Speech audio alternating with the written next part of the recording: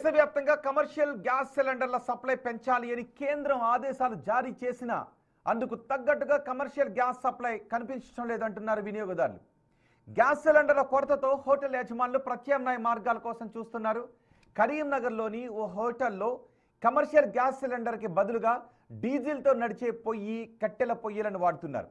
ఇక డీజిల్, కట్టెల పొయ్యిల గురించి మరింత సమాచారం మా ప్రతినిధి శ్రీనివాస్ అందిస్తారు. కమర్షియల్ గ్యాస్ కొరత ఇంకా కరీంనగర్ లోపల కొనసాగుతున్నటువంటి పరిస్థితి కనబడుతుంది. మొన్నటి వరకు గ్యాస్ సరఫరా లేకపోవడంతో ఇటు బంద్ అయినటువంటి హోటళ్లు ఇప్పుడు ప్రత్యామ్నాయ మార్గాలు చూసుకొని హోటళ్లు తీసినటువంటి పరిస్థితి కనబడుతుంది. కరీంనగర్ లోపల శ్రీలక్ష్మి హోటల్ గ్యాస్ ధరలు పెరిగినందువల్ల మూసేసామని చెప్పినటువంటి హోటళ్ళు ఇప్పుడు ప్రత్యామ్నాయ మార్గాలు చూసి ఇప్పుడు మనకు హోటలు మళ్ళీ కలకలలాడుతున్నటువంటి పరిస్థితి కనబడుతుంది. ఇక్కడ మనకు ఇడ్లీ ఏదైతే తయారు చేసేటువంటి ఇడ్లీ మనకు సంబంధించినటువంటి ఉందో దీనికి ప్రత్యామ్నాయంగా ఏదైతే గ్యాస్ మొన్నటి వరకు కూడా గ్యాస్ వాడి ఇప్పుడు స్వయంగా అంటే కట్టెలకు సంబంధించి ఒక పొయ్యిని తయారు చేసుకొని కట్టెలతో ఇడ్లీలు తయారు చేస్తున్నటువంటి మనం దృశ్యాలను కూడా చూడవచ్చు. మొన్నటి వరకు కూడా గ్యాస్ ఒక్కసారి కమర్షియల్ పెంచడంతో పెద్ద ఎత్తున కూడా గ్యాస్ కొరత ఏర్పడడం జరిగింది.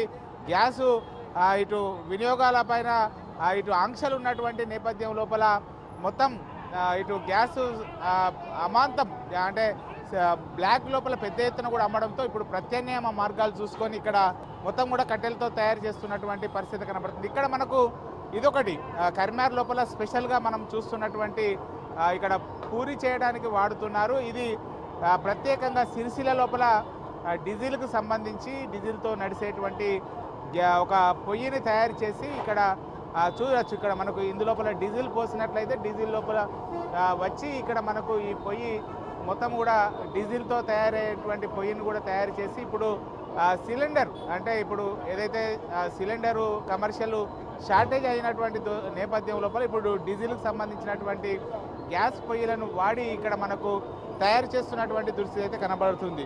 మొన్న వరకు సిలిండర్ వాడారు కదా, ఇప్పుడు డీజిల్తో తయారు చేసి దాన్ని వాడుతున్నారు. ఎట్లా ఉంది ఇది? ఇక ప్రస్తుతానికి అది నడుతుంది సార్. ఇది నడపాలి కాబట్టి ఇక బంద్ తీసుకుంటే నడవది, మాకు వెళ్ళదని ఇక ఎట్లనో అట్లా అదొకటి ఇదొకటి తయారు చేసి ఆ డీజిల్తో నడుపుతున్నాం సార్.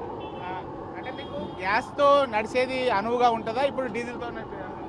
ఇది గ్యాస్ తోటే ఉపయోగం బాగుంటుంది కదా సార్. ఇది చాలా కష్టమే, ఇబ్బందే ఉంటుంది. అది ఎలాగో ఇబ్బందే ఉంటుంది. అది చాలా స్లో నడుతుంది, ఉన్న గాడికి నడపాలి ఇక తప్పది. మా కడుపు తిప్పల కోసం అన్నా నడుపుతున్నాం అంతే సార్.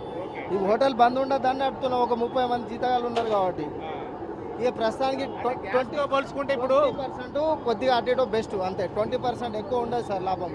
గ్యాస్తో పోల్చుకుంటే ఇప్పుడు దీని అంటే రోజు వినియోగం ప్రకారం ఎక్కువ రేటు దీనికి పడుతుందా దానికి పడుతుందా? గ్యాస్కే పడుతుంది సార్. ఇది కొద్దిగా ఒక 100-200 సేవ్ చేస్తుంది అంతే. ఎక్కువ లాభం ఏమి ఉండదు దీంతో అంతే. అంతా ఆడికాడికే అవుతుంది సార్. ఏదో బతుకు తెరుగు బంద్ చేసుకుంటే లాభం. 30 మంది పిల్లలు ఉన్నారు, ఎల్లుడు కష్టమని తీసుడు.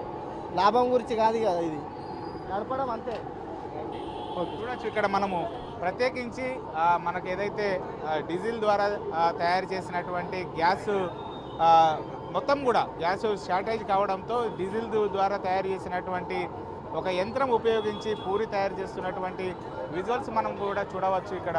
అదేవిధంగా రోజు అంటే మొన్నటి వరకు కూడా ఈ హోటలు గ్యాస్ కొరత వలన బంద్ అయినటువంటి పరిస్థితి. ఇప్పుడు ప్రత్యామ్నాయ మార్గాలు చూసుకొని హోటల్ కూడా తెరిచినటువంటి నేపథ్యం లోపల మళ్ళీ కలకలలాడుతున్నాయి. ఒకసారి మనకు హోటల్కి సంబంధించిన ఓనర్ ఉన్నారు. అన్న, ఇప్పుడు కేంద్రమేమో గ్యాస్కు సంబంధించి సరఫరా లోపల ఎలాంటి ఆంక్షలు లేవు, అన్నీ దొరుకుతున్నాయని చెప్తున్నారు. మీరేమో గ్యాస్ సిలిండర్ బదులుగా ఇప్పుడు ఇటు ఏది ఇక్కడ వేసింది మా ఏది సరఫరా ఏది బ్లాక్లో 3000 అన్నట్లు ఎక్కడ ఉంది సార్? ఎక్కడ వస్తుంది సార్ గ్యాస్? చూపెట్టమని గవర్నమెంట్ చూపెట్టమని లక్షలు ఖర్చు పెట్టి తెస్తున్నాం పొయ్యిలు. ఏం చేయమంట పరిస్థితి చెప్పండి సార్. అంతకుముందు దొరికినట్టు గ్యాస్ సిలిండర్లు దొరకట్లేదు, ఇప్పుడు దొరకట్లేదు. కమర్షియల్ అత్తలేవు సార్. ఏదో అదే భద్ర కాలుముఖంగా ఎత్తున్నారు కంపెనీ. అప్పుడు సార్ రాధాకృష్ణ సార్ ముక్తి తప్పకుండా వేసిండు, 4 వేసిండు. అవి వెళ్తే లాంటి వేసిండు. ఏం చేయమంటారు సార్ పరిస్థితి? మంచి ఇతర పొలాలు లేదు, 30 మంది ఉన్నారు. పరిస్థితి ఏం చేయమంటారు? అంటే ఇప్పుడు మీకు మొన్నటి వరకు కూడా గ్యాస్ కమర్షియల్ గ్యాస్ ఎంత పడేది? అప్పుడు ధర ఎంత ఉండేది? ఇప్పుడు 2021 ఉండే సార్. అంటే రేటు పడుతుంది, రేటు దిగుతే రేటు పెరుగుతుంది కాబట్టి దాన్ని చెప్పరాస్తారు గ్యాస్. ఇప్పుడు ఎంత అవుతుంది? ఇప్పుడు ఆ మైతులు ఎవరో కావాలంటే బ్లాక్లో 2000 అంటే 3000 అంటూ 3000 అంటూ పరిస్థితి ఉంది. అందుకే కట్టెలు పోతే 4 లక్షల రూపాయలు పెట్టినా. అంటే మొన్నటితో పోల్చుకుంటే గ్యాస్ సరఫరా ఇప్పుడు ఫ్రీ కాలేదు, ఇంకా కాలే. ఇంకా కాలేదు. ఇంతవరకు గ్యాస్ కాలేదు. ఇక పని చేస్తే పిల్లలు ఆగమవుతారని చెప్పి దిశ. ఇప్పుడు మీకు మీ హోటల్ లోపల డీజిల్తో నడిచేటువంటి పొయ్యి ఉన్నది, కట్టెలతో ఉన్నది, దానికి ఎంత ఖర్చు చేశారు? దాదాపు 1,00,000 దాటింది. అన్ని కలిపి ఇంకోటి వస్తుంది 4,00,000 దాటింది. ఓకే, 1,00,000 దాటేసి. 1,00,000 దాటింది. బంధువులు వెళ్ళే సారు చేసుకుని రెంట్లు మీద పడతాయి, వర్కర్లు ఆగమవుతారు, అందరు చిట్టీలు తీసుకుంటారు. అదే పరిస్థితి.